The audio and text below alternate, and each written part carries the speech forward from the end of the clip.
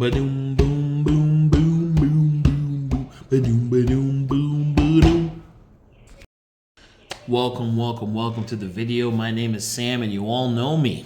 So, it is now February in 2026. I have been working my patootie off, but it's still getting bigger, so I need to change my eating habits. Getting into it, this part is about relationships. Relationships for me have three clear parts. There's the online relationship where I use the internet to keep in touch with people.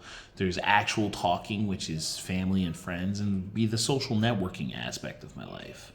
I have been combating this basically problem that comes with every territory when you live abroad, and that's the loneliness. No matter who you are, no matter where you've come from, if you are in a country that is not your own, you feel a level of loneliness. The main ways of dealing with that impact is to, one, find a social group and hang out with that social group, or the other is to essentially bring a significant other or find a family.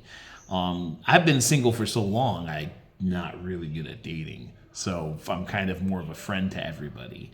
However, I would say that emailing and Facebooking and doing that has actually been very beneficial to me. I've used Facebook to keep charge of my focus, to keep charge of my career and my health.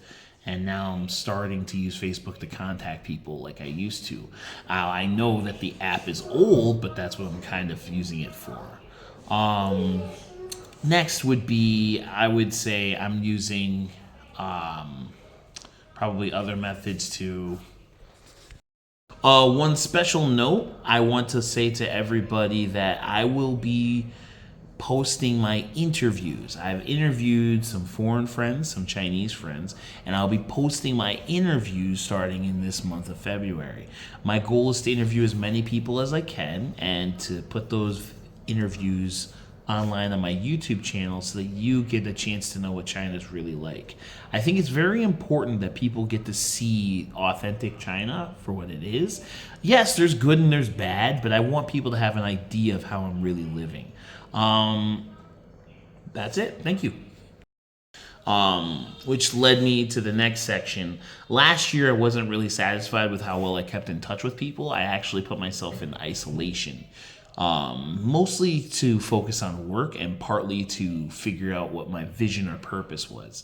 This time around, I'm starting to regroup and starting to re-socialize, but I'm starting with family first. So making calls to people in my home country is of vital importance for me.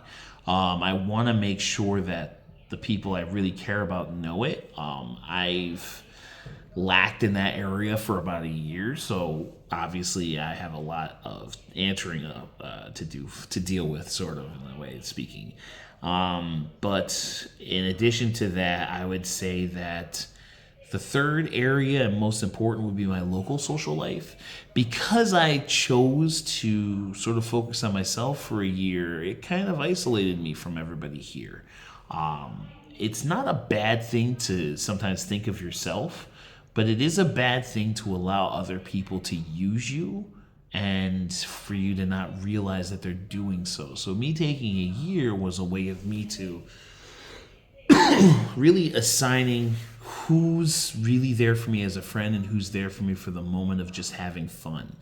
I found out a lot, and I realized that there are some people who will care for you no matter what, and there are some people who will not.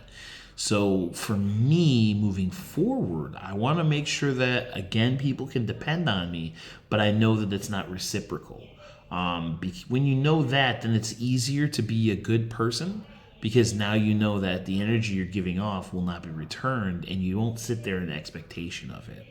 So, of course, that's where we'll leave relationships at the moment.